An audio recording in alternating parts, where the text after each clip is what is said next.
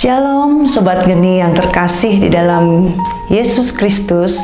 Senang sekali jumpa dengan saya Yulianti Jaya Laksana dari Persekutuan Doa Santo Yosef Denpasar. Renungan kita hari ini 25 Juni 2021 diambil dari Markus 1 ayat 40 sampai 49. Baiklah, kita akan membaca dulu bacaan kita hari ini. Yesus menyembuhkan seorang yang sakit kusta. Seorang yang sakit kusta datang kepada Yesus dan sambil berlutut di hadapannya, ia memohon bantuannya. Katanya, "Kalau engkau mau, engkau dapat mentahirkan aku." Maka tergeraklah hatinya oleh belas kasihan. Lalu ia mengulurkan tangannya, menjamah orang itu dan berkata kepadanya, "Aku mau, jadilah engkau tahir." Seketika itu juga lenyaplah penyakit orang kusta itu, dan ia menjadi tahir. Segera ia menyuruh orang itu pergi dengan peringatan keras. "Ingatlah, janganlah engkau memberitahukan apa-apa tentang hal ini kepada siapapun. Tetapi pergilah, perlihatkanlah dirimu kepada imam, dan persembahkanlah untuk pentahiranmu persembahan yang diperintahkan oleh Musa sebagai bukti bagi mereka." Tetapi orang itu pergi memberitakan peristiwa itu dan menyebarkannya kemana-mana, sehingga Yesus tidak dapat lagi terang-terangan masuk ke dalam kota. Ia tinggal di luar di tempat-tempat yang sepi.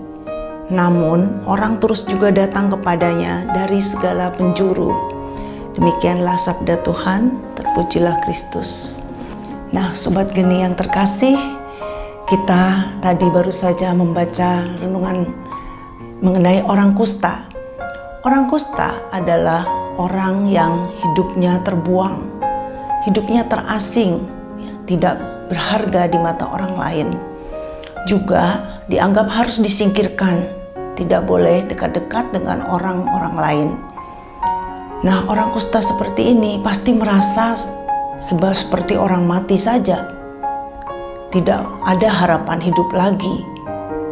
Bahkan sebetulnya itu kan hanya sakit fisik, tetapi akibat perlakuan orang-orang menjadi sakit yang rohani, sakit secara mental. Bahkan ketika diasingkan, tidak bisa berkumpul dengan keluarga.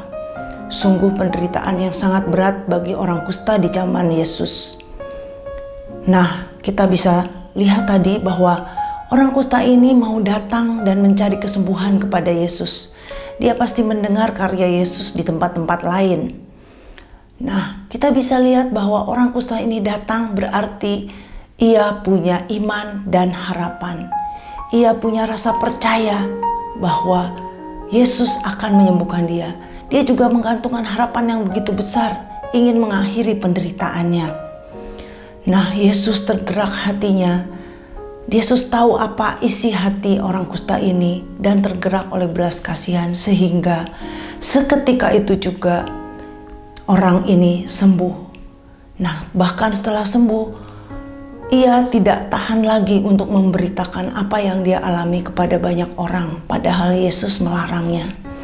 Nah, Sobat Geni yang terkasih, sakit yang disembuhkan seketika pasti bukan sakit biasa. Maksudnya bukan dokter yang biasa seperti kita sekarang ini. Pasti sakit memerlukan proses. Oleh sebab itu, ini adalah kuasa Tuhan, berasal dari Tuhan sendiri. Bahkan ketika itu, orang kusta itu, sakit kusta itu tidak bisa disembuhkan. Ya. Namun Yesus mau menabrak kebiasaan itu. Ia menyelamatkan orang yang diasingkan dan begitu menderita. Sobat Geni yang terkasih, sesungguhnya Allah itu sangat mencintai kita dan menginginkan kita untuk menjadi orang yang sembuh.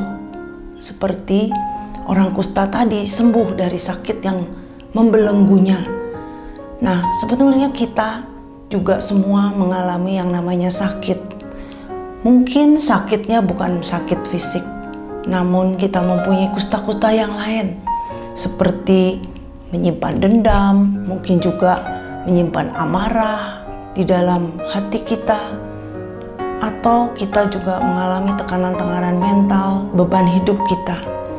Tuhan menginginkan kita menjadi sembuh, tapi ada syaratnya, yaitu harus seperti orang kusta tadi, yaitu datang memohon kesembuhan kepada Tuhan dengan iman dan harapan. Nah, Sobat Geni yang terkasih, saya ingin membagikan sedikit pengalaman saya. 10 tahun yang lalu, saya mengalami kejadian yang sangat-sangat luar biasa, yaitu suami saya mengalami sakit stroke. Sobat Geni tahu bahwa stroke itu lumpuh sebelah, dan stroke yang dialami oleh suami saya cukup berat, sehingga kata-katanya, komunikasinya terganggu, matanya terganggu, dan tubuhnya sebelah tidak bisa digerakkan sebagaimana biasanya. Oleh sebab itu dia mengalami seperti orang kusta tadi, penderitaan, merasa terasing, merasa berbeda dengan orang lain, dan tidak dapat lagi mengerjakan tugas-tugasnya sebagaimana seorang kepala keluarga. Itu menjadi beban bagi dia sendiri dan juga bagi saya juga serta anak-anak kami. Nah, kami seperti orang kusta tadi juga pasti ingin mencari kesembuhan secara dunia. Kita berobat lagi.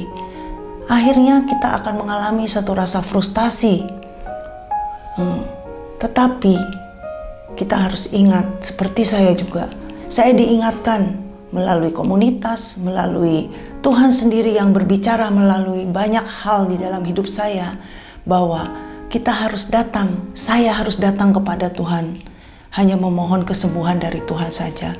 Nah, ketika itu datang kira-kira setelah 5 tahun kejadian itu, di mana saya mengalami banyak gelombang, banyak perasaan, banyak bergumul, dan mengalami tekanan yang berat. Namun akhirnya saya menyerah dan datang kepada Tuhan untuk menyerahkan diri saya sepenuhnya kepada Tuhan, menyerahkan bagaimana ini akan berakhir. Apakah bisa sembuh secara fisik atau tidak? Saya tidak tahu. Saya mengikuti kehendak Tuhan. Nah, Sobat Geni yang terkasih, apa yang terjadi? Sama seperti orang kusta tadi, Tuhan ternyata menyembuhkan saya dan suami saya, seperti kami sekeluarga. Kami akhirnya bisa menerima apa yang sudah kami alami ini. Suami saya juga bisa menerimanya dan mulai bisa beraktivitas apa yang dia bisa. Dia bisa mulai memasak, mencuci piring, bisa banyak hal bisa dia lakukan. Demikian juga saya tidak terikat lagi menuntut, bahkan kadang-kadang dulunya meminta Tuhan untuk sembuh secara fisik. Namun ternyata Tuhan memberi kesembuhan yang lain, memberikan damai dan sejahtera buat saya, yaitu kesembuhan secara rohani, di mana saya bisa juga bahkan menyerahkan hidup saya untuk berkarya di ladang Tuhan seperti yang Sobat Geni saksikan pada saat ini.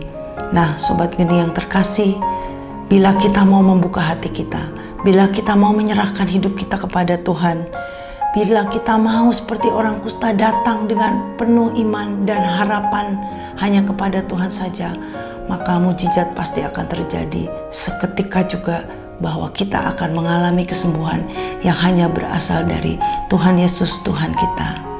Terima kasih Sobat Geni. Salam damai sejahtera. Tuhan memberkati. Amin.